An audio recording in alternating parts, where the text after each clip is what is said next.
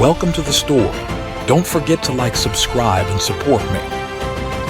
The galaxy sprawled endlessly before them, an ocean of stars and planets that stretched far beyond the reach of the human eye. But for centuries now, humanity had found a way to traverse this vast expanse. They had conquered light years and settled planets, spreading far and wide across the Milky Way. The colonies, however, were far from perfect. Each one faced unique challenges: ruthless climates, scarce resources, hostile wildlife, or even internal strife. And while humanity had learned to survive, it had yet to learn how to thrive as a united force. It was this growing discord that prompted the leaders of Earth and the scattered human colonies to attempt something unprecedented: a free election, spanning the galaxy. It was a bold move, and a dangerous one. Never before had humanity's fate been decided by the collective voice of so many people, spread so far apart. The stakes were immense. Whoever won would lead not just one colony, but all of them, uniting their fates in the uncertain void of space. The election announcement sent shockwaves through the colonies. On Vega 4, an agricultural colony known for its fertile lands and environmental innovation, the news was met with cautious optimism. Governor Elias Trenholm, a veteran politician and a strong advocate for sustainability, was quick to put his name forward. He saw this election as humanity's chance to realign its priorities, to ensure that survival wasn't just about expanding to new planets, but learning to live in harmony with the ones they already inhabited. His campaign was rooted in the ethos of cooperation and environmental stewardship. The future of humanity, he would say at rallies, his deep voice steady and calming, lies not in conquering the stars, but in cultivating them. We must grow, yes, but we must also care for the worlds we've claimed. If we do not, we risk losing everything. Trenholm's message resonated with the agricultural colonies, but it wasn't universal. On Aurelia, a harsh, industrialized world plagued by resource shortages, Admiral Kendra Solis had a very different vision. A battle-hardened war hero, Solis had spent decades leading military campaigns against hostile alien species. To her, the only way for humanity to survive was through strength and expansion. At a campaign rally in Aurelia's capital city, Solis stood before a crowd of cheering supporters, her sharp gaze scanning the faces in the crowd. "We cannot afford to be complacent," she declared, her voice like steel. "The galaxy is unforgiving. There are threats out there, alien forces, rogue factions, even other human colonies that have turned against us. We need a leader who will unite us with strength, who will ensure that humanity's reach doesn't just stop at a few scattered colonies. If we want to survive, we must expand. We must secure more resources, more worlds, and defend what is rightfully ours." Her words ignited the crowd. Aurelia had always lived on the edge of survival, its people hardened by the struggle for resources. They understood Solis' message, and they believed in her ability to lead them into a future where military might would protect them from the harshness of the universe. But then there was Luma Prime. Unlike Vega 4 and Aurelia, Luma Prime was a hub of scientific and technological advancement. Its people were intellectuals, researchers, and innovators, obsessed with pushing the boundaries of human knowledge. Professor Ilya Zaitsev, a leading figure in the scientific community, was running on a platform of innovation and exploration.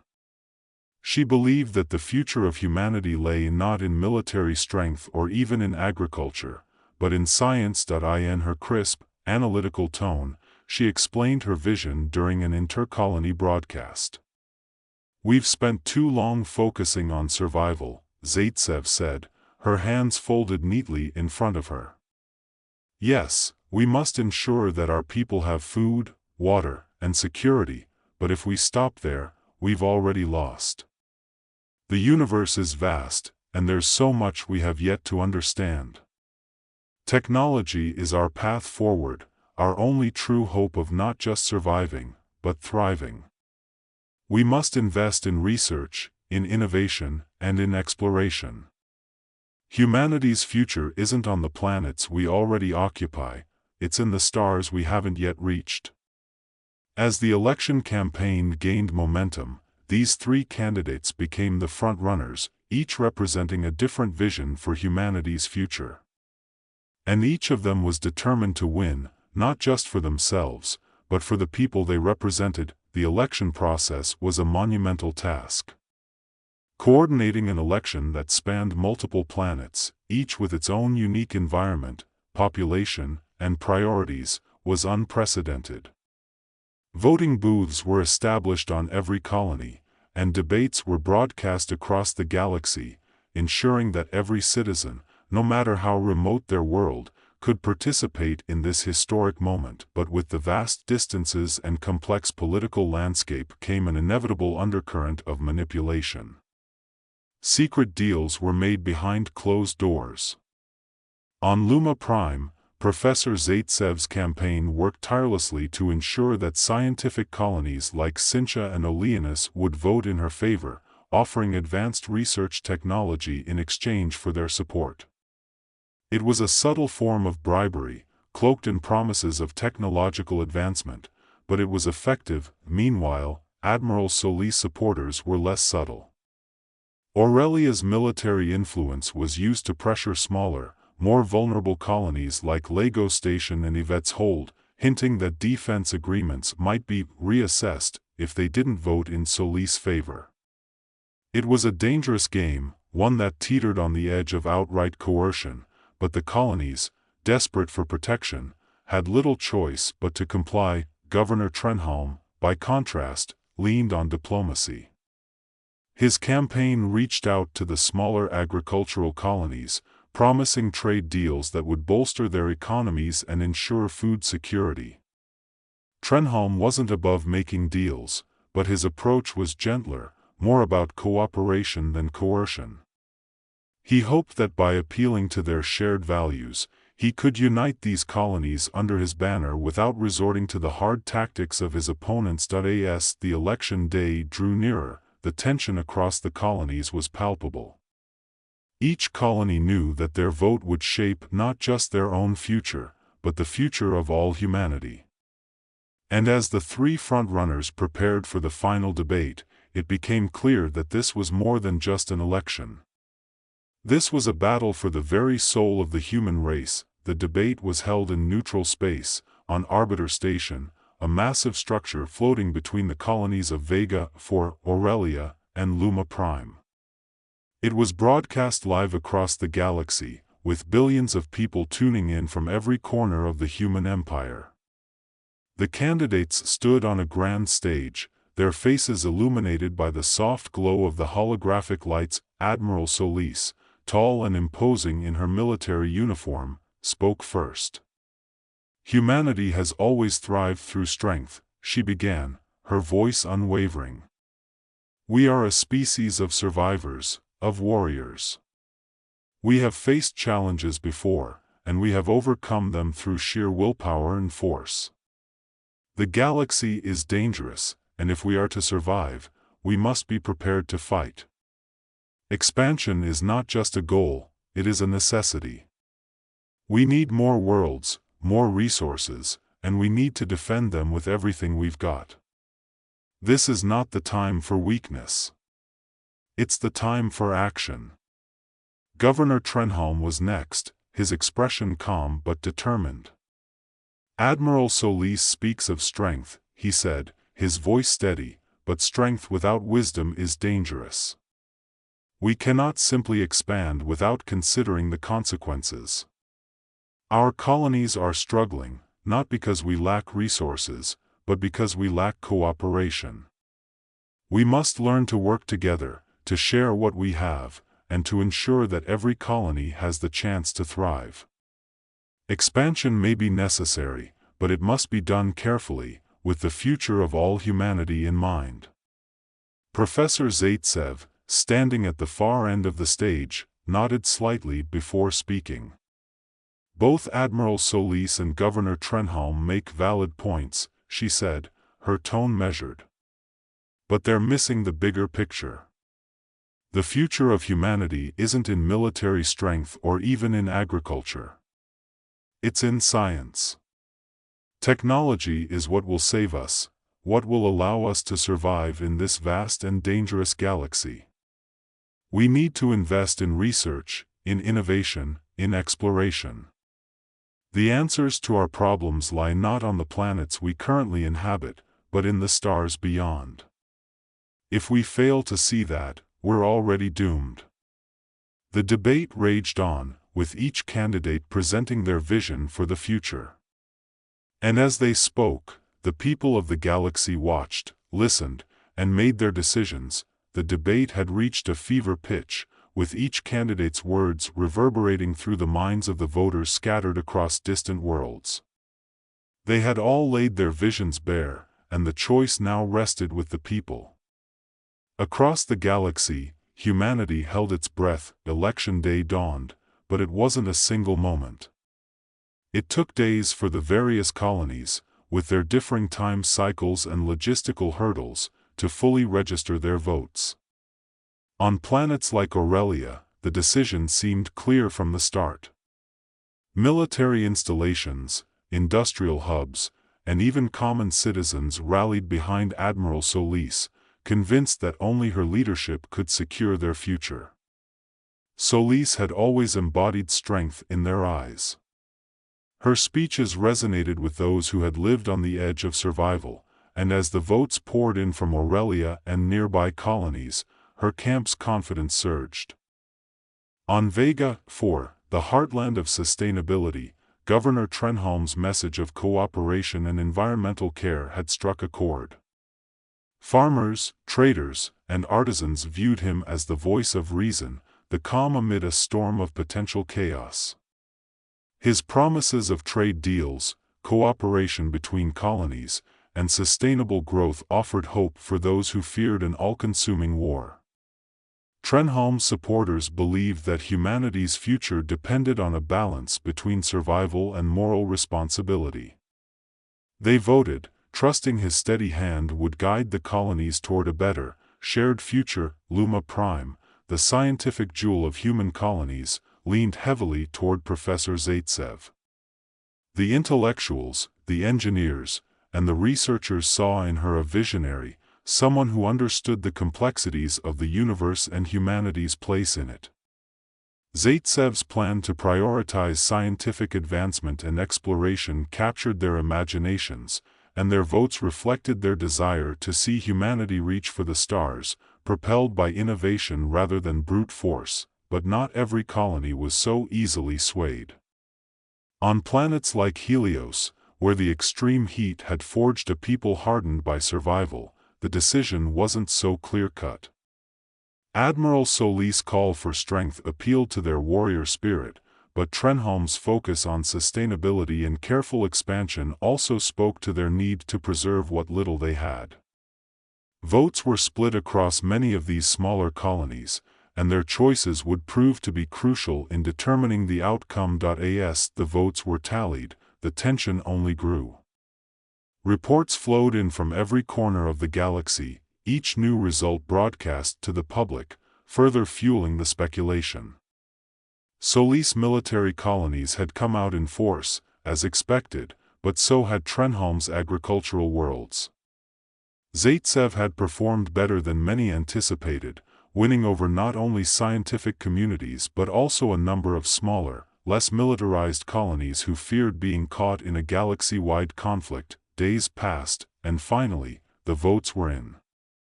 The result was astonishingly close. No single candidate had achieved the majority necessary to claim outright victory. It was clear there would be a runoff. Solis and Trenholm had emerged as the two leading candidates, leaving Professor Zaitsev in third place, her vision of a science-led future popular but not enough to edge out the practical concerns of survival and military strength. The runoff announcement sent shockwaves through the colonies. While many had expected a close race, few had anticipated such a narrow margin between the final two contenders.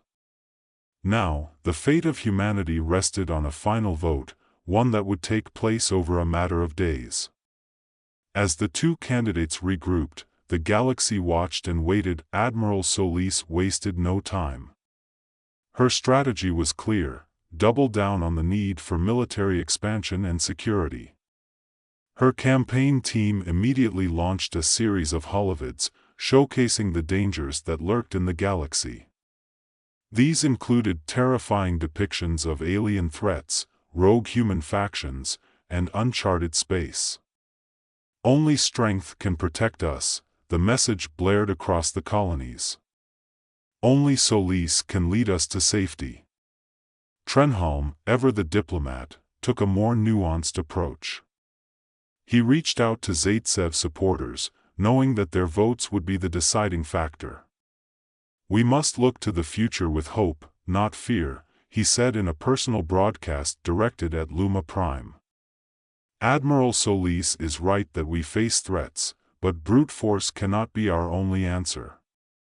We need innovation, cooperation, and careful planning. Humanity's survival depends not just on securing more planets, but on ensuring that those planets can support life for generations to come." Zaitsev's supporters were torn. Many of them had voted for her because they believed in the power of science to propel humanity forward.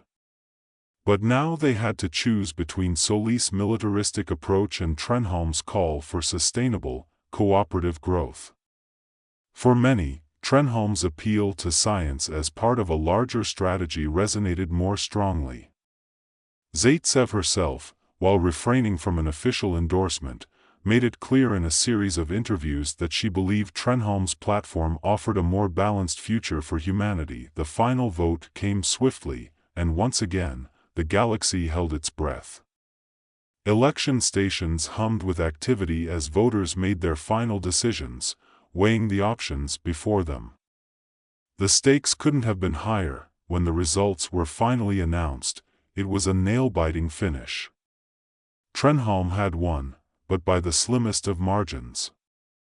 The gap between him and Solis was almost non-existent, a mere fraction of a percent, the result of a galaxy-wide collective decision. For many, it was a relief. Trenholm's calm and reasoned approach had prevailed, though it was clear that the galaxy remained divided. Solis, while defeated, had secured nearly half the vote, and her supporters weren't about to back down quietly. But Trenholm's first act as the newly elected leader was a show of unity. He reached out to Solis and Zaitsev, inviting them both to form a council to advise on the future of humanity's expansion.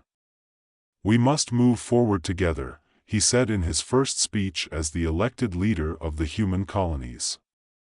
"This election has shown us that humanity is diverse, and that diversity is our strength. Admiral Solis will ensure that we are prepared for any threats that may come our way. Professor Zaitsev will lead our efforts to push the boundaries of science and exploration. And together, we will build a future where humanity not only survives but thrives in the vastness of space." Solis, ever the soldier, accepted her new role with grace, though her eyes still burned with the fire of ambition. She knew that while Trenholm may have won the election, the fight for humanity's future was far from over. Zaitsev, though disappointed in her loss, was quick to recognize the importance of unity in moving forward. Her position on the council would allow her to continue advocating for science and exploration, ensuring that humanity would not be confined to mere survival. As the new government took shape, humanity stood at the threshold of a new era. The election had changed the course of human history, setting in motion a future filled with both hope and uncertainty.